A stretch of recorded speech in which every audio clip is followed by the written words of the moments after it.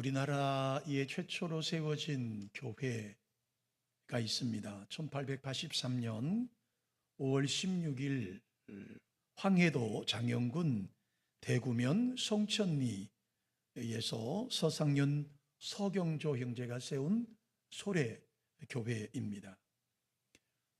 북한 지역이기 때문에 소래교회를 우리가 볼 수도 없고 또 확인할 수도 없지만, 감사하게도 저희 모교인 총신대학교 신학대학원 안에 우리 소래교회를 복원해 놓은 교회가 하나 있습니다. 사진을 띄워주시면, 여러분이 지금 보시는 이 건물이 바로 소래교회, 황해도 장영군에 있었던 소래교회를 복원해 놓은 우리 총신대학교 양지 캠퍼스의 신학대학원 캠퍼스 안에 있는 복원되어 있는 교회의 모습입니다. 언더우드 선교사와 아펜셀러 선교사님들이 한국의 조성 땅에 선교하러 온 때가 1885년 4월 5일 부활주일 아침이었습니다. 그러니까 방금 전에 보셨던 그 소래교회는 개신교 선교사님들이 조선 땅으로 복음을 들고 이 땅에 오기 전 이미 2년 전에 세워졌던 교회이기도 하죠. 그래서 언더우드 선교사님이 황해도 소래교회를 방문했을 때 그는 그 교회에서 이런 이야기를 남겼다고 그래요. 우리는 이 땅에 씨를 뿌리러 온 것이 아니라 이미 뿌려진 씨의 열매를 추수하러 왔다라고 언더우드 선교사님이 이야기했다, 소감이 밝혀져 있습니다. 어떤 교회든 다 사연이 있습니다. 어떤 교회든 시초가 있습니다. 어떤 교회든 특징을 가지고 있습니다. 아무리 큰 교회든 작은 교회든 어떤 교회를 막론하고 교회는 다 나름대로의 사정과 특징과 그 교회의 특성을 가지고 있습니다. 여러분은 여러분이 섬기시는 우리 드림교회를 밖에 나가셔서 어떻게 소개를 하시나요? 여러분은 우리 드림교회를 밖에 나가셔서 어떻게 여러분 소개하시죠? 좋은 이면에 소개하실까요? 아니면 부정직한 얘기, 불평적인 얘기를 여러분 하십니까? 자, 이 소래교회도요, 소래교회가 세워지는 과정을 한번 좀 제가 설명드릴 필요가 있을 것 같은데, 이 소래교회를 개척했던, 세웠던 최초의 성도였던 이 서상윤이라고 하는, 훗날 장로님이 되시는데, 이 서상윤이라고 하는 분이 장티푸스에 걸려서 거의 죽게 되었습니다. 조선 땅이 가지고 있는 의학으로는 더 이상 이 청년을 살릴 수가 없었던 것이죠. 그러다가 의료 선교사였던 헌터 선교사를 만나서 치료를 받고 회복을 합니다. 그리고 헌터 선교사를 통해서 예수님을 영접을 하게 되고 세례를 받게 되는 것이죠. 그리고 그는 중국으로 건너갑니다. 신양에 갔습니다. 신양에 가서 로스 선교사를 만나요. 그리고 로스 선교사를 도와서 성경을 번역하는 일에 크게 기여합니다. 그래서 여러분 1882년, 그러니까 소래교회가 세워지기 1년 전에 그는 중국 신양에서 누가복음을 3,000권이나 최초로 발간하는 일에 아주 귀하게 쓰임을 받습니다. 그는 서상윤은 자신이 번역한 복음서를 들고 압록강을 건너서 고향 의주로 돌아오다가 그만 국경 관리들에게 적발이 됩니다. 붙잡히게 되죠. 그리고 가지고 있던 성경을 대부분 다 빼앗기게 됩니다. 다행히 먼 친척이었던 김효순이라는 사람의 도움을 받아서 겨우 10권의 성경을 챙겨가지고 탈출을 합니다. 그리고 고향 땅에 돌아오지요. 그러나 이미 서상윤은 이미 체포령이 내려져 있는 상황이기 때문에 더 이상 의주에서 살 수가 없었습니다. 그래서 동생인 서경조와 함께 외가가 있는 황해도 장현의 소래 지방으로 피신하게 됩니다.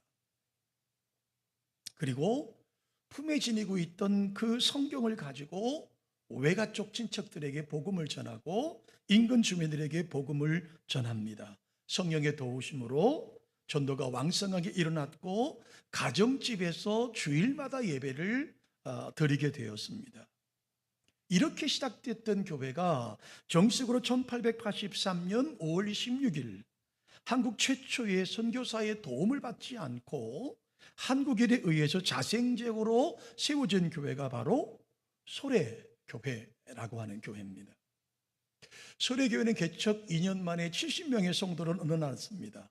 예배 장소가 비좁아서 1895년 교회를 개척하고 2년 지난 다음에 8칸짜리 기와집으로 정착을 했고, 성도들이 더 늘어나면서 이듬해 다시 8칸을 늘렸습니다. 그러니까 아까 보셨던 우리 총신대학교 신학대학원에 복원되어 있는 교회가 바로 8칸을 증축해서 기역자 교회의 모습을 가지고 있습니다.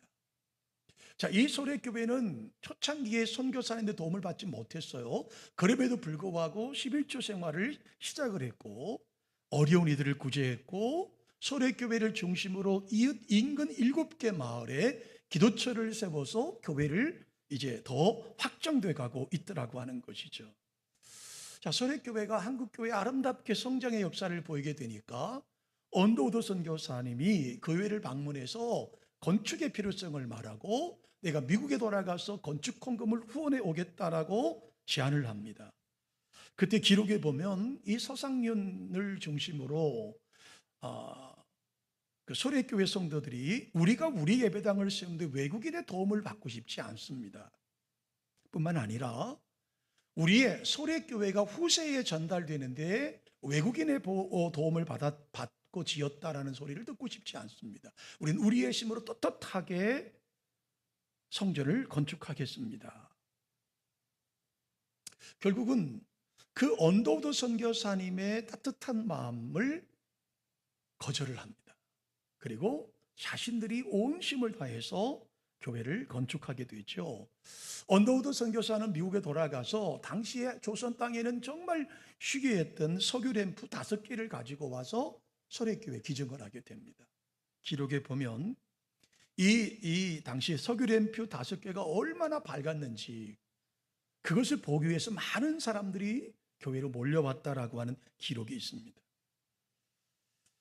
자, 소래교회가 부흥하고 성령의 역사가 일어나기 시작하고 4년이 지난 다음에 그 소래교회를 중심으로 해서 주색 잡기가 사라졌고 투전이 사라졌고 미신이 사라졌고 믿지 않는 사람들까지도 하나님의 살아계심의 역사를 보았다라고 하는 기록도 있습니다.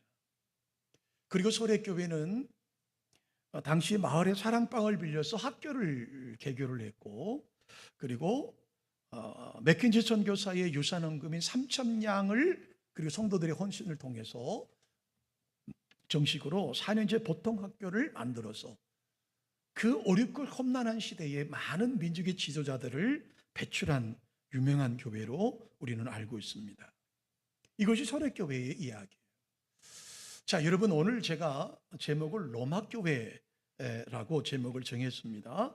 왜 로마교회를 말씀을 드리려고 하다가 소래교회를 먼저 소개했느냐고 하면 로마교회도 소래교회와 같은 유형의 교회였다는 사실을 우리가 알 수 있는 것이죠. 여러분, 로마교회는 누가 세웠다는 기록이 없어요. 사실 이방 선교, 이방 땅의 복음은 우리가 아시다시피 바울 사도의 1차 전도 여행, 2차 전도 여행, 3차 전도 여행을 통해서 이방 땅의 복음이 전달됐습니다. 근데 여러분, 이 로마 교회는 베드로 사도와 바울 사도가 한 번도 가보지 않은 땅에 교회가 자생적으로 생겨났다는 겁니다. 마치 언더우드 선교사님과 아펜젤러 선교사님이 한국 땅에 오기 전 2년 전에 이미 소래 땅에 한국 교회의 최초의 조선인에 의해서 세워진 교회가 존재했던 것처럼 바울 사도가 이방 선교를 하고 베드로 사도가 선교하는 그 사역 이전에 훨씬 무명의 성도들에 의해서 로마 교회가 세워졌습니다.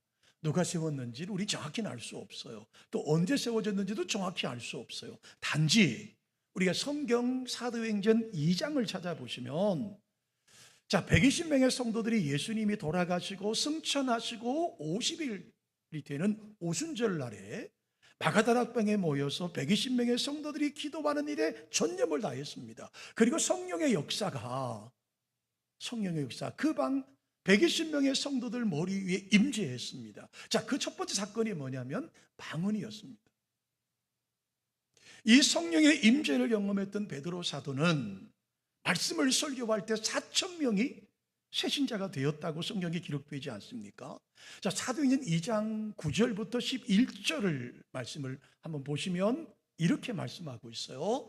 그때 참석했던, 그러니까 베드로 사도의 설교를 들었던 성도들의 표현입니다. 우리는 바데인과 메데인과 엘람인과 메소포타미아, 유대와 갑바도기아, 본도와 아시아, 부르기아와 밤빌리아, 애국과 및 고레네에 가까운 리비아 여러 지방에 사는 사람들과, 그 다음에 보세요, 로마로부터 온 나그네 곧 유대인과 유대교에 들어온 사람들과 그레데인과 아라비아인들이라 우리가 다 우리의 각 언어로 하나님의 큰 일을 말함을 듣는노다 라고 말합니다.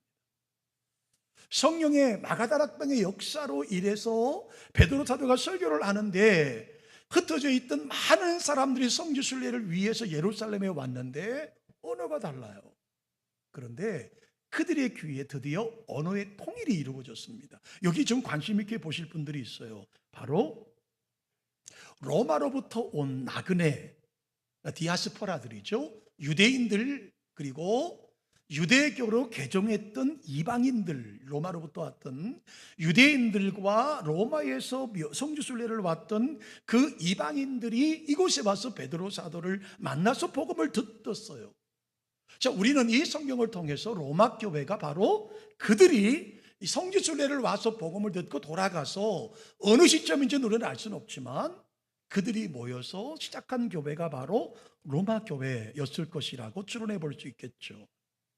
그러니까 로마 교회도 소래교회처럼 바울 사도나 베드로 사도나 예수님의 제자들에 의해 세워진 교회가 아니라 바울과 베드로가 로마에 방문하기 전에 선교사님들이 조선 땅에 들어오기 2년 전에 이미 서상윤과 서상조 형제를 때문에 교회가 세워진 것처럼 로마에서 예수를 믿는 사람들을 중심으로 조그맣게 모였던 가정교회가 바로 로마 교회의 시초였다라고 하는 것이죠.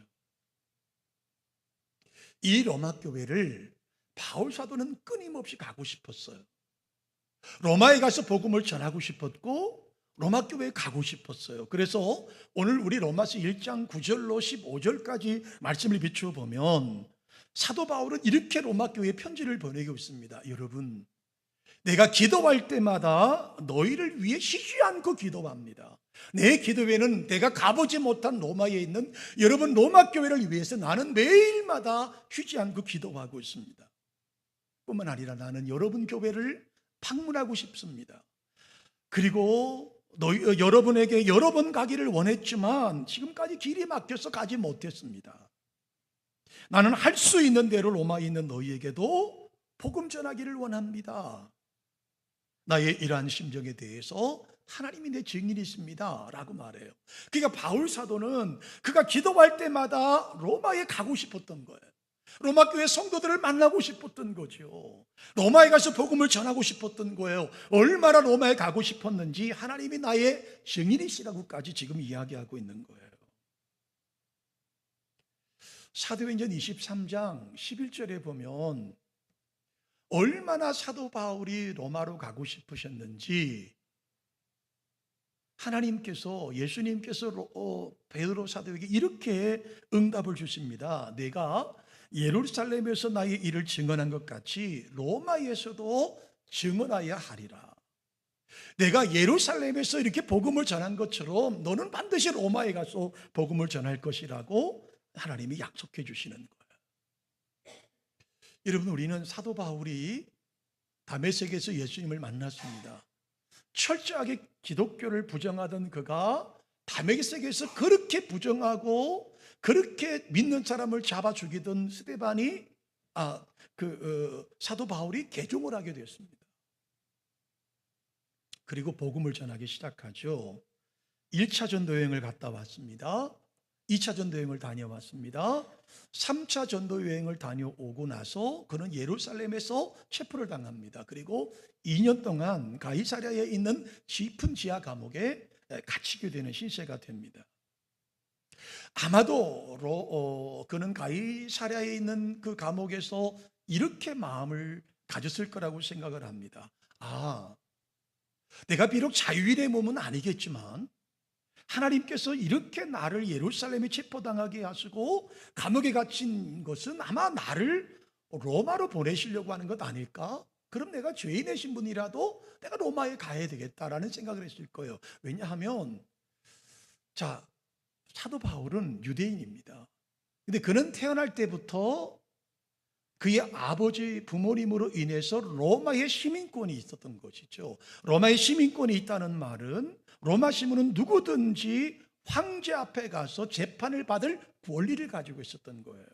바로 이 로마 시민권을 그는 이용하기를 시작합니다. 그리고 드디어 그는 죄인의 신분이었지만 배를 타고 로마로 압송하게 되는 것이죠. 여러분, 로마에 갔지만 그를 기다리는 것은 재판이 아니었습니다. 2년 동안 또다시 가택연금을 당하게 되죠. 물론 이 가택연금을 성경에서는 옥중이라고 표현을 합니다. 감옥이라고 표현합니다. 자기를 찾아오는 사람을 만날 수 있어요. 그러나 나갈 수가 없어요. 자유가 없어요. 그는 그때 그 감옥 아닌 감옥에 갇혀서 서신을 4권이나 씁니다. 에베소서를 썼고 빌립보서를 썼고 골로새서를 썼고 빌레몬서를 썼어요. 그리고 각 교회에 서신을 보냈습니다. 그는 2년 동안 로마의 가택연금을 당하면서 많은 사람을 만납니다. 여러분, 그는 예루살렘에서 배를 타고 로마까지 오는 동안에 배 안에 있던 많은 사람에게 복음을 전했습니다. 그 배 안에는 로마의 고위 장교들이 많았습니다. 상인들이 많았습니다. 그들에게 복음을 전할 수 있었더라고 하는 것이죠. 비록 그는 지금 옥중에 갇혀 있는 신세가 되었지만, 여러분, 빌립보서를 말씀해 보면 그 옥중에 갇혀 있는 그 사도 바울은 빌립보 성도들에게 편지를 이렇게 보냅니다. 살든지 죽든지 내 몸에서 그리스도가 존귀히 되게 하려 하나니 이는 내게 사는 것이 그리스도인이 죽는 것도 유익하다. 빌립보서 1장 20절로 21절에 말씀하고 있는 거예요. 살든지 죽든지 내 몸에서 그리스도가 존귀하게만 되면 나는 그것으로 만족한다. 나는 지금 로마에 와서 비록 지금 갇힌 몸이 되었지만, 자유를 잃어버렸지만 나를 통해서 예수 그리스도만 나타나면 나는 그것으로 만족한다. 그게 유익하다라고 말합니다. 빌립보서 2장 17절의 말씀에 보면 이렇게 말하죠. 만일 너희 믿음의 제물과 섬김 위에 내가 나를 전제로 드릴지라도, 내가 제물이 된다 할지라도 나는 기뻐할 수 있다. 빌립보 교회 성도들에게 이 편지를 보내고 있는 거예요. 여러분, 옥에 갇혀 있는 사람이 지금 이 밖에 있는 빌립보 교회 성도들에게 고백하고 있는 거예요. 나는 너무 기쁘고 나는 너희 우리와 함께 기뻐할 것이다. 내가 비록 제물이 된다 할지라도, 내가 비록 이 땅에 죽임을 당한다 할지라도 나는 기뻐할 수 있다. 바울의 이 고백처럼 AD 67년 십자가 사건이 있고 약 37년이 지난 다음에 사도 바울은 로마에서 순교의 제물이 됩니다. 그리고 그 뒤를 따라서 베드로 사도도 로마에서 순교의 제물이 되고 있지 않습니까? 그들이 흘린 그 순교의 피 위에 하나님의 교회, 로마 교회가 세워졌습니다. 터툴리안이라고 하는 분은 AD 197년에 이렇게 글을 남겼습니다. 우리는 베어버림을 당하면 당할수록 우리의 수는 그만큼 늘어납니다. 순교자들의 피는 교회의 씨앗이 되기 때문입니다 라고 하는 글을 남겼어요. 바울 사도의 순교의 피, 베드로 사도의 순교의 피가 로마 교회를, 세계를 변화시키는 일에 사용됐고, 콘스탄티누스 때, 그러니까 AD 313년에 밀라노 칙령에 의해서 기독교가 로마의 국교가 되는 일이 이루어졌다라고 하는 것이죠. 사도 바울은 이 로마서를 3차 전도 여행 때, 2차 전도 여행 때 개척했던 고린도 교회, 그는 1년 6개월을 거기서 목회를 했던 적이 있습니다. 그 고린도 교회에 3차 전도 여행 때 3개월을 머물렀습니다. 그 3개월을 머물 때 이 서신을 써요. 로마 서신. 아직 그는 로마에 가보지 못했어요. 로마에 성도들이 있다는 이야기를 듣고 그 교회에 편지를 쓴 것이 로마서입니다. 자, 로마서를 편지를 쓰면서 로마 교회에게 1장 8절에 이렇게 편지를 쓰고 있죠. 내가 하나님께 감사한 것이 있다. 그게 뭐냐 하면 너희의 믿음이 온 세상에 널리 알려져 있기 때문이다. 그러니까 로마 교회 성도들의 믿음이 고린도 땅에 있는 사도 바울의 귀에 들려오더라는 겁니다. 로마 교회 성도들의 믿음이 얼마나 아름다운지 나는 너희들이 믿음으로 산다는 이야기를 들을 때 얼마나 감사한지 모른다라고 말합니다. 여러분, 로마 교회가 있는 로마가 어떤 도시입니까? 황제가 통치하는 땅입니다. 여러분, 로마 제국은 로마 황제를 신처럼 섬겼어요. 그래서 로마의 피지배국, 정복국가, 정복지마다 성문에는 항상 황제의 흉상을 세워놨습니다. 그리고 황제를 신처럼 떠받들었습니다. 마치 일제시대 때 우리가 일본 천황에게 강요를, 그들에게 절하는 것이 강요받는 것처럼 말입니다. 그런데 여러분, 로마 황제가 있는 그 로마에서 황제는 신이 아니고 유일하신 하나님만이 유일한 신이시라고 고백하는 그들의 그 열정은 목숨을 내놓고 하지 않고는 불가능한 일이었습니다. 황제가 신인 그 시대에, 특히 황제가 머무르는 그 로마에 기독교인들의 교회를 세우고 그들이 신앙생활한다는 것이 얼마나 어려운지를 우리는 알고 있어요. 당시 여러분, 타키투스라는 로마 역사가가 기록한 AD 64년에 여러분이 너무 잘 아시는 네로 황제 때 기독교인들이 핍박받는 내용이 글이 남겨 있어요. 오늘날까지. 자, 이 티카투스라는 사람의 글에 보면 이런 글이 있어요. 그들은 갖가지 조롱을 받다가 죽임을 당했다. 기독교인들을 동물의 가죽에 쌓여서 개들에게 던져서 시체를 찢기도 했고, 십자가에 못을 박고 죽이기도 했고, 믿는 자들을 잡아서 화형에 처하기도 했다. 로마에 있는 성도들이 당한 고통이라고요. 갖가지 조롱을 당했고, 죽임을 당했고, 동물의 가죽에 쌓여서 짐승에게 던져주었고, 십자가에 처형도 해봤고, 화형에 처해 보기도 했다.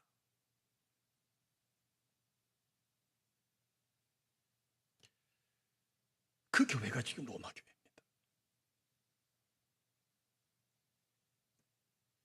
바울이 로마서를 쓴 때는 네로 황제의 박해가 있기 전이에요. 그러나 네로 황제가 핍박을 하기 이전이었지만,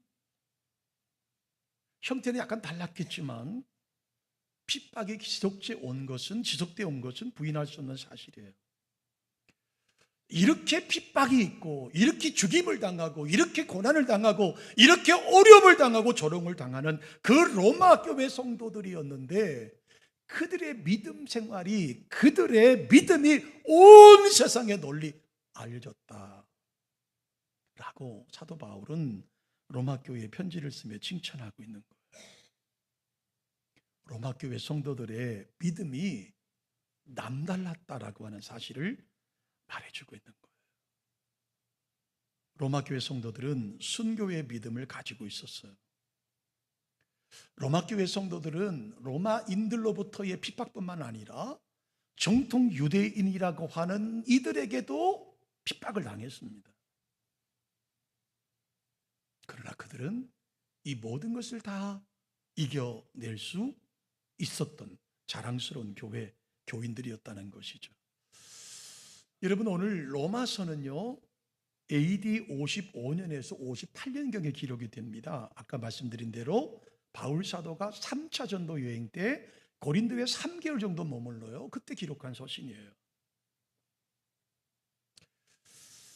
자, 로마 교회는 이미 제가 서론할 때 말씀드렸던 것처럼 오순절에 예루살렘에 성지순례를 왔던 로마의 기독교 유대인들과 그리고 로마에서 개종된 사람들이 베드로 사도를 만나서 복음을 접하고 돌아가서 세워진 교회라고 한다면, 이 교회는 지금쯤, 그러니까 로마서가 기록되는 시점으로 우리가 본다면 대략적으로 약 한 20년에서 25년 정도 지나간 교회의 모습을 가지고 있었을 거예요. 실제로 로마에서 기독교인들이 최악으로 핍박받을 때가 언제였느냐면 AD 64년경 네로 황제 때였습니다. 그러니까 AD 64년 네로 황제 때부터 기독교가 공인된 313년까지를 계산하면 대략적으로 약 250년 동안을, 이 고통의 세월을 순교와 핍박과 조롱과 쫓겨남과 어려움을 당하면서도 교회를 이끌어 갔더라고 하는 것이죠. 그래서 로마서 12장 21절에 사도 바울은 로마교회 성도들에게 이렇게 편지를 보냅니다. 악에게 지지 말고 손으로 악을 이겨라. 악에게 지지 말고 악을 손으로 이겨라. 로마서 12장 19절에 보면 원수를 원수로 갚지 말고 사랑으로 갚으면서 손으로 악을 이기라 기록이 있어요. 로마 교회 성도들은 이 바울 사도의 서신으로 말씀을 배웠을 거예요. 힘을 얻었을 거예요. 용기를 얻었을 거예요. 자, 로마 교회 성도들은 잔혹한 핍박 속에서도 로마서 1장 17절의 말씀에 보면 사도 바울은 이렇게 말합니다. 여러분, 의인은 믿음으로 말미암아 사는 것입니다. 오직 의인은 믿음으로 사는 거예요. 여러분, 지금 핍박이 있고 어렵죠. 그러나 의인은 믿음으로 말미암아 사는 겁니다. 로마서 5장 3절로 4절에 바울 사도는 또 편지를 보냅니다. 환난을 당하는 그들에게 환난을 당할 때 인내를 하십시오. 인내는 연단을 낳습니다. 연단은 소망을 이루는 줄로 알기 때문입니다. 또 로마서 8장 28절에 보면 이렇게 고백합니다. 하나님을 사랑하는 자, 그 뜻대로 부르심 입은 자들에게는 모든 것이 합력하여 선을 이룰 것입니다. 지금 환난에 빠져 있는 이 고통 속에서도 믿음 하나 지키고 신앙생활 하는 성도들에게 바울 사도의 서신은 얼마나 힘이 되고 위로가 되겠습니까? 여러분, 의인은 믿음으로 사는 겁니다. 여러분, 환난은 인내를 하십시오. 인내는 연단을 낳습니다. 연단은 소망을 이루는 줄로 여러분 바울 사도는 알았기 때문에 그들에게 당당하게 이 복음을 전할 수 있는 거예요. 뿐만 아니라 하나님을 사랑하는 자, 그 뜻대로 부르심을 받은 자들에게는 모든 것이 합력하여 선을 이루시는 하나님을 바울 사도는 그들에게 전하고 있는 거예요. 여러분이 잘 아시는 로마서 16장에는 많은 성도들이 소개되고 있습니다. 베베 집사님도 있고요. 여러분, 바울 사도를 위해서 목숨을 내놓았던 브리스길라와 아굴라 부부도 있고요. 또 루포와 그의 어머니가 있어요. 루포와 그의 어머니는요, 로마서 16장 13절에 주 안에 택하심을 받은 루포와 그의 어머니에게 문안하라. 그러면서 뭐라고 말하냐면 그의 어머니는 내 어머니와 같은 분이다라고 소개합니다. 자, 마가복음 15장 21절에 보면 알렉산더와 루포의 아비인 고레네 사람 시몬 이렇게 소개합니다. 알렉산더와 루포라는 아들을 두었던 사람, 그 사람이 누구냐면 고레네 시몬이에요. 고레네 시몬이 누구죠? 성지순례를 와서 로마 군인들에게 강제로 끌려 나와서 예수님이 달리신 십자가를 억지로 어깨에 메고 골고다 산상에 올라간 사람 아닙니까? 얼마나 창피했을까요? 내가 자원한 것도 아니고 기뻐한 것도 아닌데 내가 좀 색깔이 좀 검은 색깔을 가지고 있다고 해서 로마 군인에게 지목을 당해서 어쩔 수 없이 그 조롱의 십자가를 지고 골고다로 올라갔던 사람이에요. 아마도 이 구레네 시몬은 훗날 자기가 졌던 예수님의 십자가의 의미를 깨달았겠죠. 예수님을 영접했을 것이고 아내와 두 아들에게도 복음을 전하게 된 것이지요. 그리고 이들은 바울의 동역자가 되었습니다. 특별히 구레네 시몬의 아내는 바울 사도의 어머니 역할을 감당했던 사람이라고 소개하고 있어요. 마리아도 소개하고 사도 바울과 함께 옥에 갇혔던 안드로니고와 유니아도 소개합니다. 이 안드로니고와 유니아는 베드로 사도를 중심으로 사도들에게 존귀하게 여김받는 자라고 성경은 기록하고 있어요. 자, 설교를 제가 기록하면서 한 자료를 보게 되었습니다. 로마 시대에 있었던 자료입니다. 플라니우스의 편지라고 하는 제목이 있는 자료인데요. 이것은 소도시를 관리하던 플라니우스라고 하는 사람, 관리자, 그 지역을 책임지는 행정관이 그 당시 황제였던 트리안 황제에게 자기 지역을 보고하는 내용이에요. 이 보고하는 내용에 기독교인에 관한 이야기가 여기 실려 있어서 여러분에게 소개해요. 자, 이 플리니우스라고 하는 사람이 트리안이라고 하는 황제에게 제가 지금 다스리고 있는 로마의 그 조그만 지역의 기독교인들을 이렇게 소개하고 있습니다. 내게는 그들의 신앙이 해가 없는 미신으로 보입니다. 이게 이제 플리니우스의 고백이죠. 내가 볼 때 저들은 우리 지역을 해하는 사람들이 아니라 단지 미신에 불과합니다. 그런데 그 말에 그 다음을 보십시오.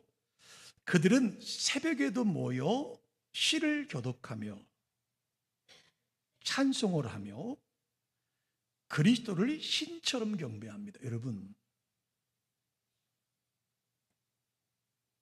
로마 시대부터 새벽 예배가 있었다는 거예요.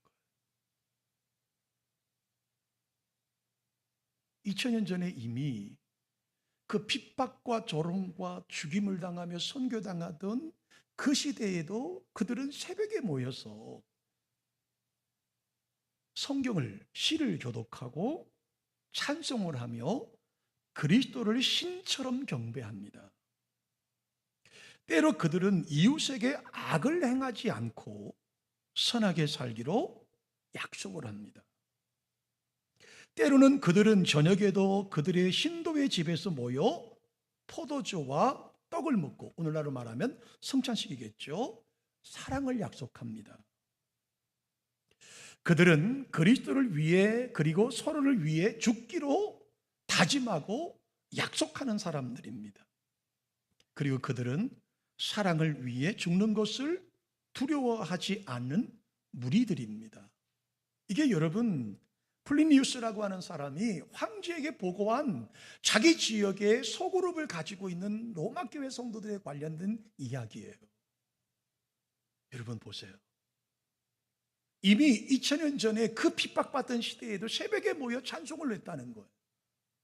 그 어려운 시대에 새벽에 나와 기도했다는 겁니다. 그리고 악으로 갚지 않았다는 겁니다. 바울 사도의 서신처럼 악을 악으로 갚지 말고 선한 것으로 갚으라. 원수를 원수처럼 대하지 말고 용서하라고 말하지 않습니까? 그들은 저녁에 집에 모여 성도의 집에 모여서 떡을 떼고 포도주를 나누었습니다. 성찬식을 거행했다라고 하는 것이죠. 자, 이 플리니우스라고 하는 사람의 서신에 황제에게 보고하는 내용에 또 다른 내용이 있습니다. 그 편지에는 그리스도인들을 체포해서 신문하는 장면의 내용이 있습니다. 자, 신문자가 그에게 묻습니다. 너희는 계속적으로 신앙생활을 하면 내가 너희들의 신을 경배하기 어려운 먼 그릇으로 유배시켜 버리겠다. 이렇게 질문지가 나오고 거기 답변한 내용이 나와요. 그랬더니 그들의 지도자가 이렇게 말하더라는 겁니다. 그럴 수 없을 겁니다. 왜냐하면 온 세상이 다 우리 아버지의 집이기 때문입니다. 다시 신문하는 장면이 또 나와요. 그러면 계속적으로 내가 신앙생활하면 너를 죽여버리겠다.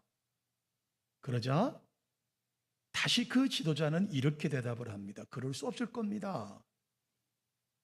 내 생명은 그리스도 안에 있기 때문입니다. 다시 협박을 합니다. 그러면 너희 모든 소유를 다 빼앗아 버리겠다.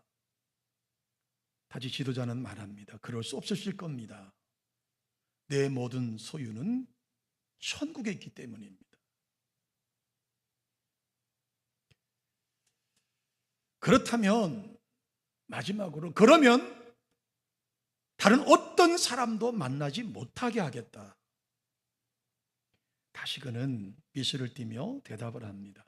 그럴 수 없으실 겁니다. 그러함에도 불구하고 저희들을 그리스도의 사랑에서 끊을 수 없을 것입니다. 이 로마 교회. 우리는 핍박의 시대에 살지 않습니다.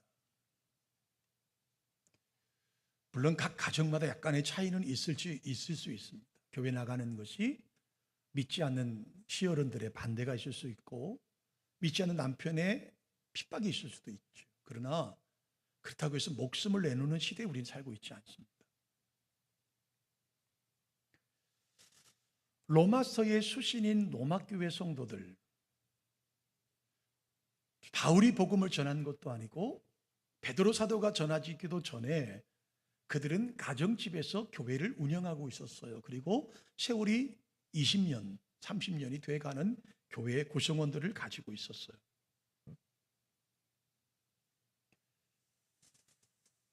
온갖 핍박과 환난과 고통과 어려움이 있음에도 불구하고 그들은 새벽마다 모여서 찬송을 했습니다. 새벽마다 모여서 시를, 성경을 낭독했습니다. 새벽마다 모여서 기도를 했습니다. 성도들의 집에 모여서 성찬식을 했습니다. 그리고 우린 다짐합니다. 원수를 원수로 갚지 말자. 바울 사도가 우리 가운데 보내신 그 서신처럼 악을 악으로 갚지 말자. 서로를 위해서 죽기로 약속을 하고 사랑을 위해 죽는 것을 두려워하지 않았어요. 저는 목회를 하면서 우리 교회를 어떻게 성도들이 나가서 전달할까? 제 목회가 끝이 나면 우리 교회는 어떤 모습으로 남을까?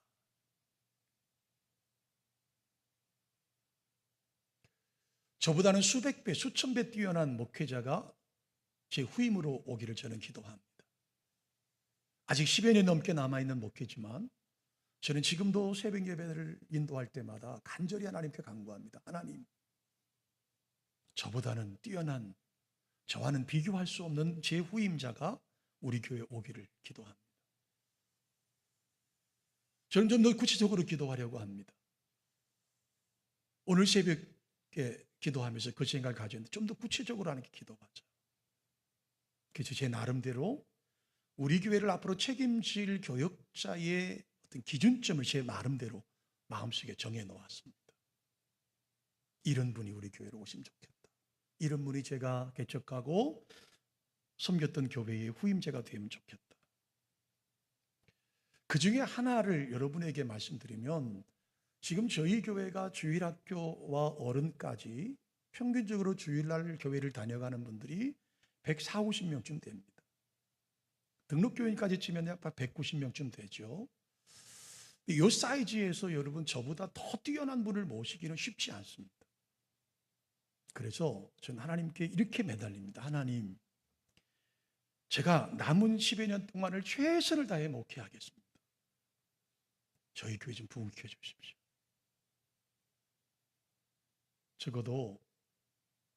적어도 이 교회에 오고 싶은 교역자들이 많았으면 좋겠습니다. 그러기 위해서는 제가 할 몫이 있고 여러분이 해주실 몫이 있습니다.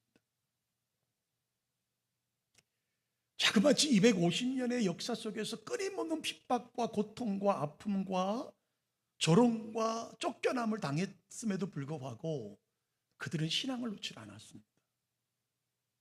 결국 그들은 313년 밀라노 칙령에 의해서 기독교가 핍박받던 종교가 로마의 국교가 되었고, 그 사건으로 온 세계의 복음이 확산된 것을 볼 수가 있습니다.